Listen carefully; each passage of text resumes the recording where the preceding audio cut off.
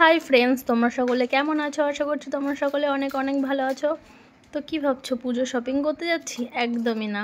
তো পুজো শপিং আমার এবার মোটামুটি কমই হবে, কেননা সামনে ভাগ্নের বিয়ে আছে।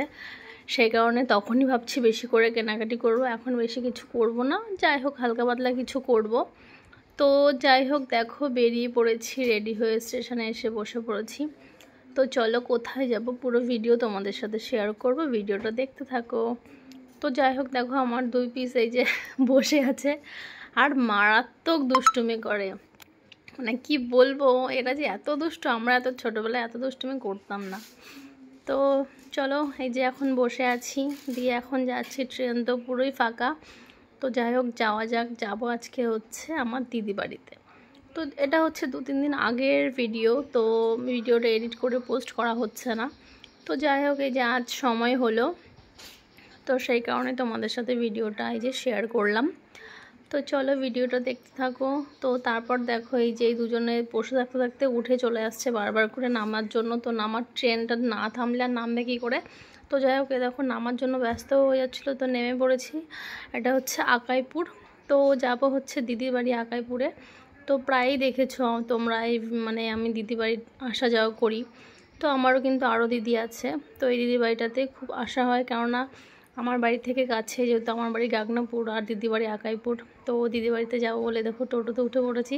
আর এদের বায়না, মানে বাড়ি থেকে বেরোনো থেকে শুরু হয়েছে শুধু পয়সা খরচ, এদের পেছনে এটা কিনে দাও ওটা কিনে দাও, এই খাবো ওই খাবো। কিছু তো সেরকমভাবে খাচ্ছে না, আর নিয়ে নষ্ট করছে। তো যাই হোক, দেখো এই যে আমি দেখিনি এই ভিডিওটা কখন করেছে মা, আমার এইটা দুষ্টুমি করছিল। কি হয়েছে, কারেন্ট নেই। কারেন্ট কেন আসছে না, যেই কারণে উনুনটাকে ওরকমভাবে লাঠি দিয়ে দিয়ে ভেঙেছে। তো শয়তান। তো আর আমার দিদির এই যে আসার সাথে সাথে দেখি সকালের খাবার হয়ে গেছে, খেয়েছি। তারপর দুপুরেরটাও এই যে প্রায় হয়ে এসছে। তো মাংস ওই যে মানে কষাচ্ছিল, তো সেখান থেকে আমাকে আবার দিল, এটা খাচ্ছিলাম। আর সেই দিনকে ওদের বাড়িতেও পৌঁছেছি আর কারেন্টও চলে গেছে। মানে এতটাই গরম ছিল, 2-3 দিন যেরকম রোদ দিল আর গরম সেরকম ছিল। তো যাই হোক, দেখো বেশিক্ষণ আর ভিডিও করতে পারিনি, এতটাই গরম লাগছিল। আর দেখো কে যেন নাম করছে, যার জন্য কাশি হচ্ছিল। আবার মাংস খেতে খেতে কে যাই হোক আমার কথা মনে করছিল। তো তারপর দেখো সারাদিন খুব কষ্টে গরমের মধ্যে কাটালাম। দিয়ে দেখো কেমন করছে, দুষ্টুমি করছে কীরকম। আর এই যে ট্রেনে করে এই যে বিকেলবেলা বাড়িতেও চলে আসছি। এমনই কপাল, যখন বাড়ি ফিরলাম তার হয়তো আধা ঘন্টা আগে কারেন্ট এসছে। তো পুজো, যে কারণে চারিদিক সব গাছপালা পরিষ্কার করা হচ্ছে, ওর জন্য কারেন্ট থাকছে না। আমাদের এখানে হচ্ছে, আমাদের এখানে সকালের দিক বেশি যায়। তো আর দিদি বাড়িতে দেখলাম প্রায় মনে হয় 1টা নাগাদ গেছিলো কারেন্ট, আর এসছে প্রায় 5টা-6টার দিকে। তো দেখো এই যে আমার ছেলে তো ট্রেনে বসেই থাকবে না, এটাকে নিয়ে খোঁচাখুচি করছে। মানে ভীষণ দুষ্টুমি করে, এদেরকে নিয়ে মোটামুটি আমি সামলেই উঠতে পারি না।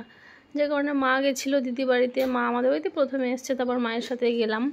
আর আমার মেয়ের কাণ্ডটা দেখো, ইনি বসে আছে, এনাকে কীভাবে ভিডিও করেছে আমি মানে দেখিই নি।